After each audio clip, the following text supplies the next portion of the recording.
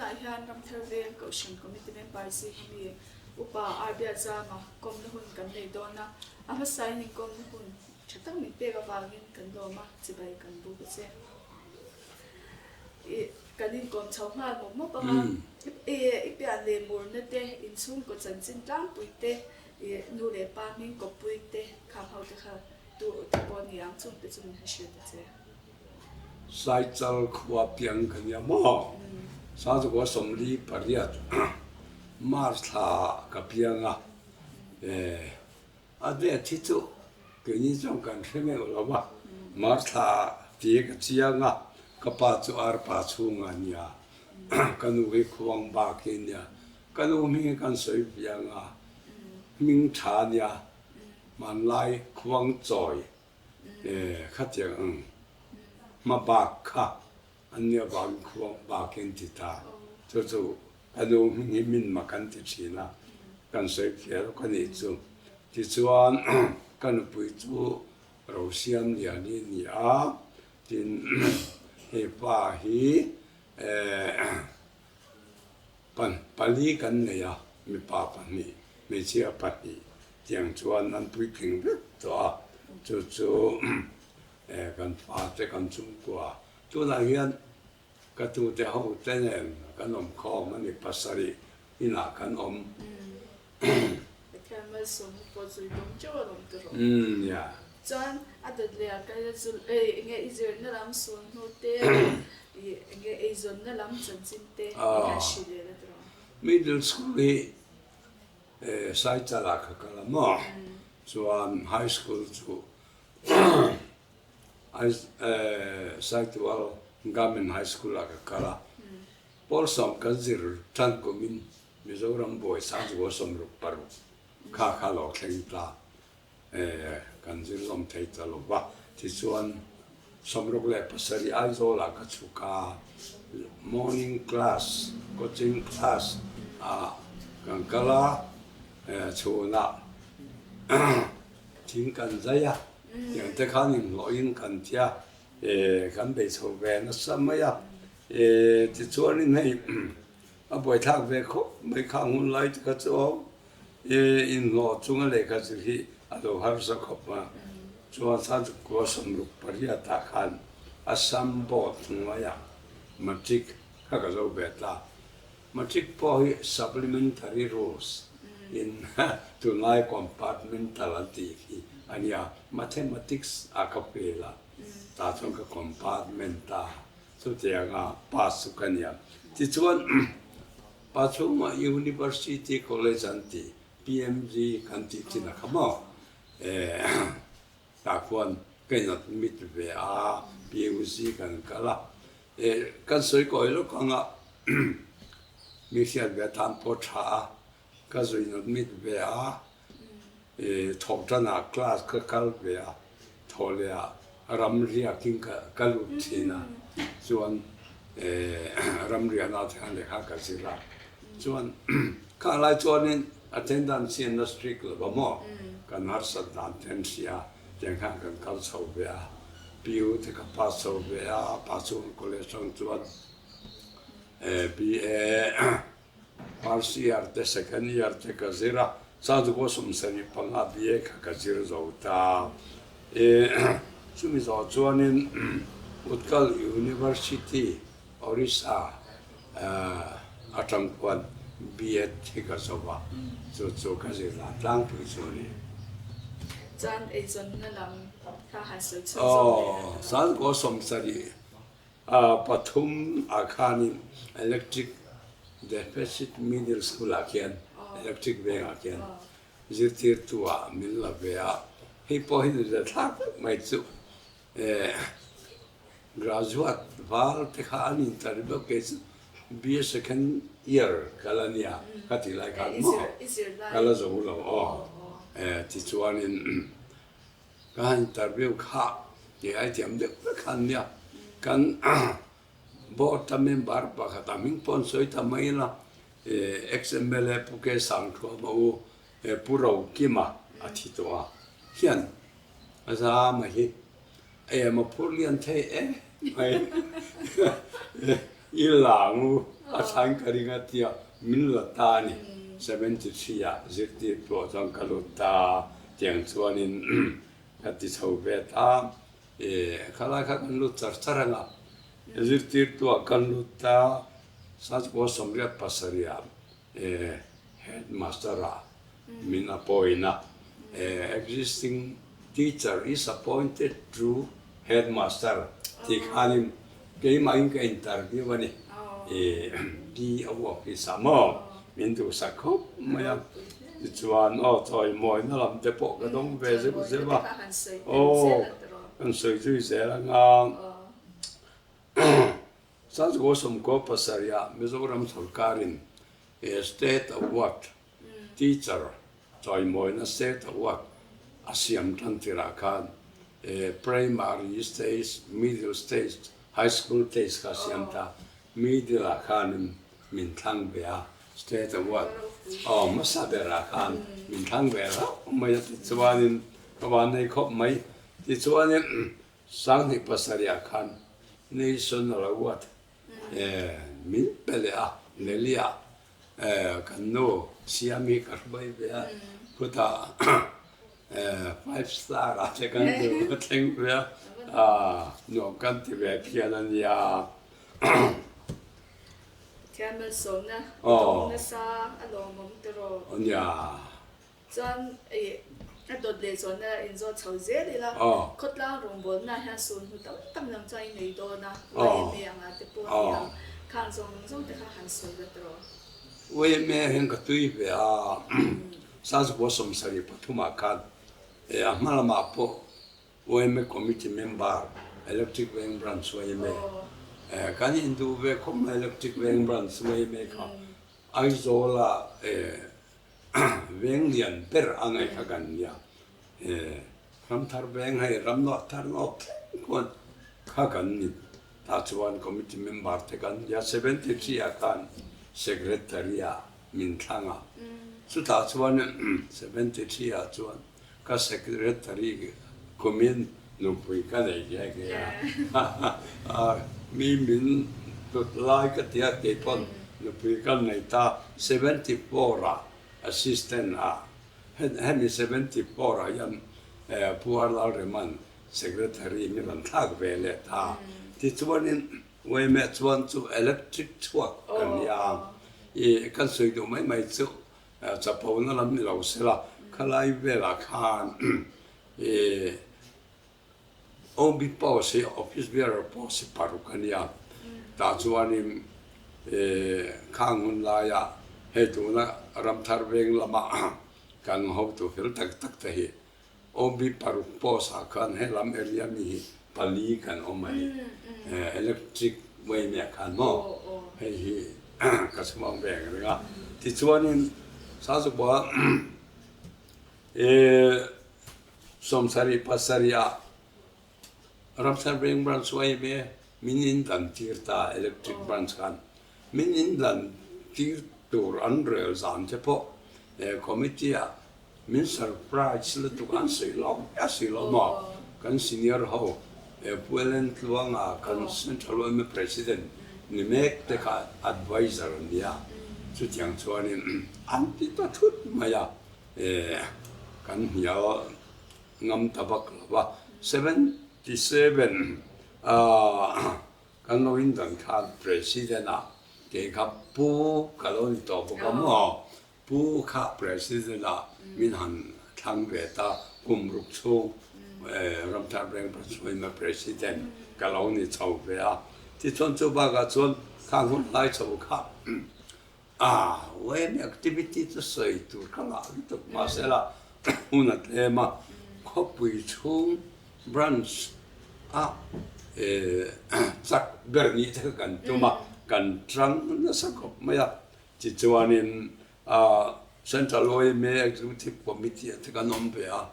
tram thum chung executive committee hàng cầu mà cho mấy mình làm cho học tầm mấy là chính thọ là school service association là hiện Mizoram Middle School Teacher Association Mizoram Pum Hua Pa hiện ka chan bo te kan event wala president te kan ni a tin chu ba ka vice president te treasurer te ka teng din mun te ka kan ni a ka pension sang ni pasari ka chua don sang ni pa ko kum ka chua don na ro chuan ka chol ve ta tiang khanin middle school teacher association na po ka lo fai ve thila kang kha ko tang le kai zon nom pang chon ni tlang pu ye ngày lom khóc này cho thì cứ tăng làm cái hành tụ to thì có thể là rong thar viên cầu sinh à ha rong bốn là ibu chân da cái GP à cái bộ cái đó ở bóc khá sợi cái này đó na thì khang sống sống cái hành sợi đấy đó mà cái tí đấy mà chỗ electric van KTP group C gần ya mo KTP hi cổ san và ya fellowship nia mà sẽ cái đi đã là khác hết thì hiện nên electric van KTP group C chắc mình cần tính ta thì cho nên cái này khác chỗ in sang ngang reng thế sĩ khan rồi lên devin group in real ball na kan này ya chút thì lại cho nên cổ phần hiện là piang lâu reng reng à ram thar veng KTP group C electric KTP group C khác chẳng cần này cái này cái tiền này cho cổ phần nói ya fellowship ni sĩ khác cổ phần anh cần nộp bạc thì bỏ tiền về thế nhỉ tiếng khá linh cần khang lại thì khăn cần trắng vậy à group cái in ela với cả phê chỗ cần sport ta làm cái TP group C anh mình đã bao cần suy nga anh ông thổ lo ba buat cái parira tiếng tiếng khá cần suy tu assistant leader này chuyện này tu này cần upalal mình ta ngay group C cần như lai cần group leader chuyện này cái tiếng khá nên buat lao rồi mà hi cần secretary luôn này cái TP group C cần như lai pun với khát số khi mi republic phi là cái cần sport cần tin thì buổi ta đi vào nghe ni free khan alu ta thì khá buat lao rồi mà khan alu lao ati club maya to pa upa ming thanga electric vengami kan get TP dar kan pareman alu lawati chui pomang atia alu talo khatyang khanin sport te tin intilam lim na chi sang sang te kha kan ya drama te kan tin saluto khang te kha ka soi seng lawa ti chuan ko san pian ma yan activity hi kan alu to kha chung te chu kan soi do chu hai KTP hian branch hian khang hun lai minute ma sa kha an lo la bong tha maya mu te no ma chu chu lang pui tim twin ta se la KTP han soi ta ka chon ti hian so thing mun te kha kan han siama kan in dan nuwa te po kha na nya kha kha ta chuanin pulpit kan biak in khan sa than ne ka mo pulpit kha kan era ni kong sang kan lo po ka kan be na sa ve a KTP khan chuan ka sei du chu pulpit man kha kan nga dek ti ta kan nu pa te khan biak in sak poisa khan du tho sia mi puk sa kan hil ta ni khai pulpit man tura ja min rule tura kan tia ko ran upa te khan pulpit kan sia me mang an tia an manga ti chuan na hun lo khen a khan sai ranga tik tha kha an zu pi ta ti chuanin kan pulpit ram thar tlang bengina an thum pe kha kha KTP na kan tua tik tha asiam ania chuan ram thar tlang bengian chang zol ne la an lan cho le ka wir ko ma kan KTP bu chuak ani wang khan tiang te khan KTP kan no tal sa be kho maya he ko ran kan in dan ma de si khanim electric ko ran changa mu ma zo ka in khom san kan nei Republic High School la hol kan in khom lai te khan kanu paten dar wak te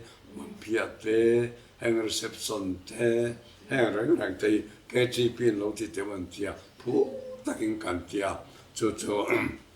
soi tu ra tam khop mai ya khang kha au mani tin chu lo le chuan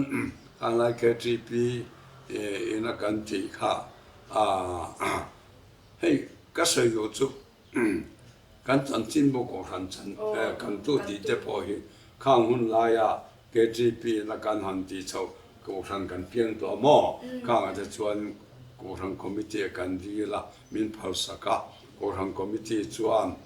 hi official chan chin bo ni do na chu wang ko han ta na chalo thil chu chalo tu an ti nge ni hei kan editor hotel bong kat se la thang ka sia ti chuan tu laya kan KGP te pon en ton be se ka du chu he tiang khuang puan om ta anunga KGP OB ho hi kan thu thap thin zai te hi san OB ka OB ba ka committee member ta kha kan ko san te hi kha tiang khan kan ti ta tu em upa te klub kan kai ngai niam le khong lo ya KGP ho ka an cái ra thì to bên cạnh ven về này, chứ tôi cần xây qua tập cả cầu sản làm việc,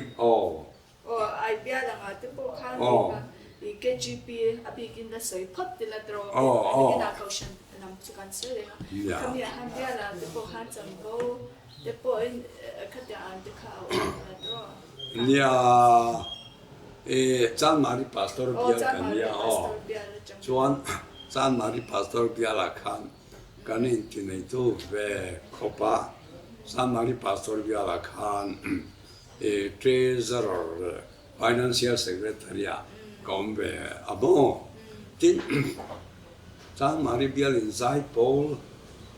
pol kan han lila su ta chuan a base kan ya hey kan pastor mình sẽ xây lo mấy là thu là pension là ba dùng theo tên này chọn cái hàng tự nhiên là bữa là rồi mà bốc khí áp yếm thu được cái mò miết tin cái mà ya kan conductor bữa là sang ya electric van khan ya mi hi an hao chi là tiếng khanin biểu giải bol po thei to pin kan chang kan no be ve chi na ni thì chuanin san nari bial KGP chuan numa ka tiang khanin reta ka ani theilawa electric bial te kan no ni khan ko hanu pa te kan no ni so ve than do la chu te chu do to mai la thao me在这个月高兴不吧？那个因为开 Presbyterian 的，对对，那个 moderator 就明嘛chuan Sunday school lampang hi ko han Sunday school lampang kan soi ka ya nga Sunday school lampang Sunday school ayan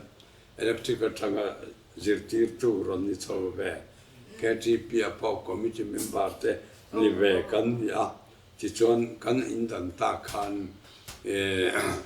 hey no pangam department a kanoma primary department a hian leader a ka tang lawa adang chukani beka tin assistant superintendent no panglama te hian kom be boka ti chuan hey ko khan Sunday school superintendent assistant superintendent te kan lo ni be a zirtir tu Sunday school zirtir tu azona kum somni panga choi moina diploma le somnga Rebellion award kan te kha ka dong be a ti chuanin Sunday school am do ka tiang khan du to kamai la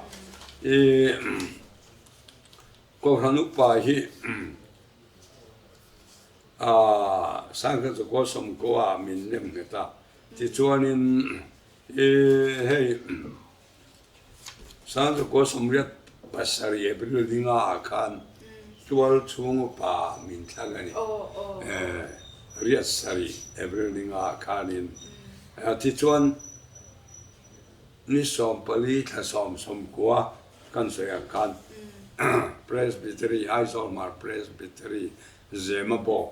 Aizol not presbytery kan nimniam ta son Zemabo ko han puya son upatan min nem het beta ti chuanin ko hana hian kan ko hana hian chairman te vice chairman te kani vea tin electric Biala Khan electric pastor Biala Khan chairman te secretary te incomplete treasurer te Kalonia Ramtharveng Biala hian chairman le incomplete treasurer te Kalonia ble tin Aizol Central Presbytery hian treasurer le statistician te min ni tir ve boka akum te lo pat ve toi chon ing mo hi kan lo dong ve nu hi lo ya kan fel ba po ni lo bin a fel lo ang yang kan lo om ve ni chanอีกแล้วดูเบอร์เวทบายบูจังดูเบอร์แต่ไม่น่าเชื่อดูเบอร์หัดที่จะตั้ม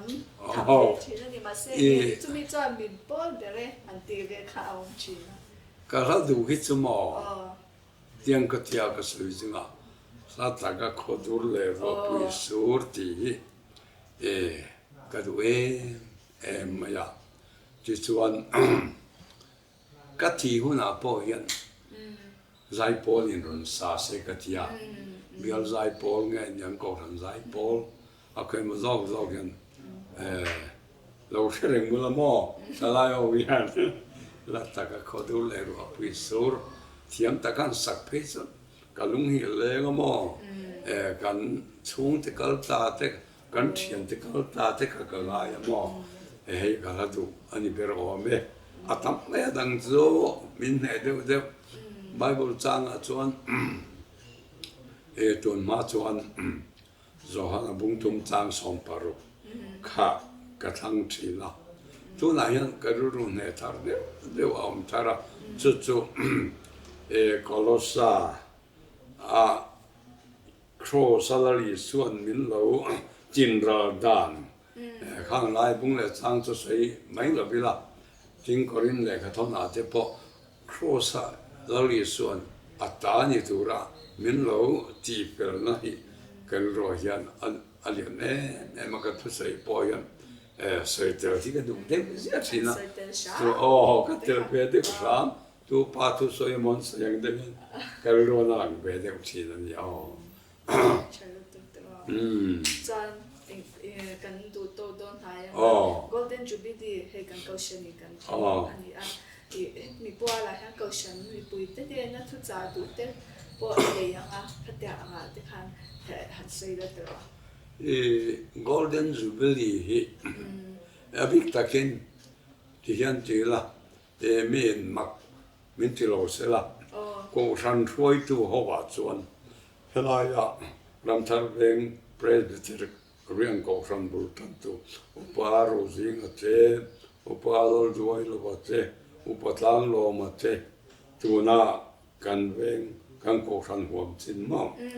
ami te an lo liam zo towa tin KTP la ma chuan pual lo re ma thil se be tu hi alom om to lo boka tin tang veng la ma in dang upawai lu thanga alom to lo boka chuta chuanin tian hetiang ang thil hui mitam muwa sebe chun te ko ram nem ba le rong bol to chaning ma za tan no ma se lu til tak lo gi chon thiat chian lo hara khanga kan lo lam be hi pathian min thruai na le min du sagna ning ka sia chu na po hian hei ka lu pa te ko ram history jek to in min tia ka be me ka chi chuanin puitlin ro thi de ka lau be ni ka dil thina pathian ne na kan ko ran history hi ti hian that tak nei la kan ko ran lo kal chhoda na te hian a than chin kan chiar te hian i mi zo na kha kala chang chiang lo la ma se har sa le kan ko ran in hung na har sa hi kan to kan fundamental baptism swat don kan ro ha ve zia ke chi pi shoi to kan na nia khang te thil dang chu ba ka si pui le chen nan thu ta khang te thil dang om mani khang te po ka soi chu ka cha bia ma se la golden jubilee he tia na mi ten te ti ma yang chu na kan ko ram mi pui tam tak te hiang kan ma chona lal pon re ma ti chuanin mi hlui ho the ram thar ben ko ran ta na ke ti pi sai ta om kan ni bo ka mo chu na upasirian lam te lo ni ve mai la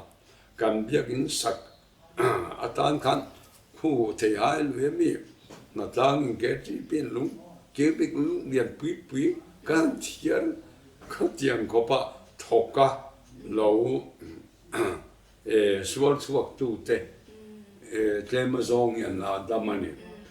chung te chu sia in golden jubilee hi ma na sang zakwa som sari pakwa sari thum sari li sari nga chaw vela pur chaw tu te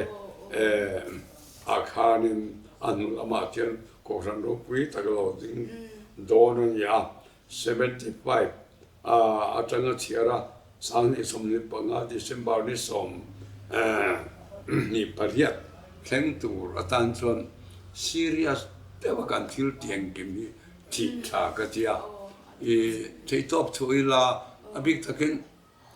ka cha du chu thalai ka cha du chu ke ni ho wi chon ti phak dan kan thiam to lo mo kan biak in thia ta kha tian kan han hong be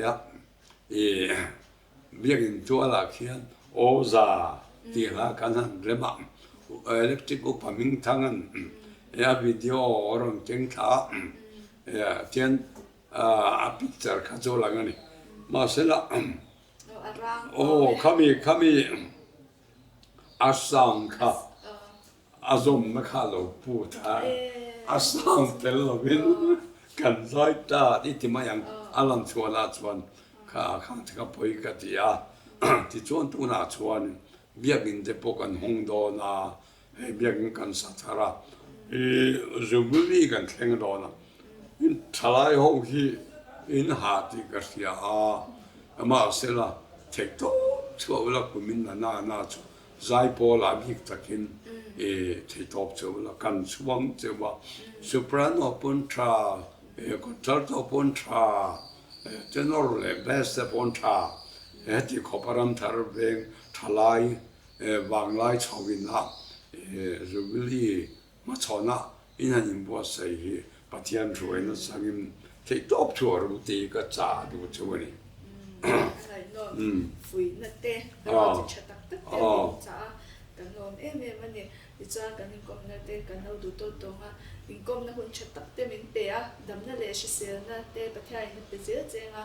jubilee ngop tak te mong tu sam na kan ha la mo me ke ni mi tling lo tak in ron kom be kan lo kop mai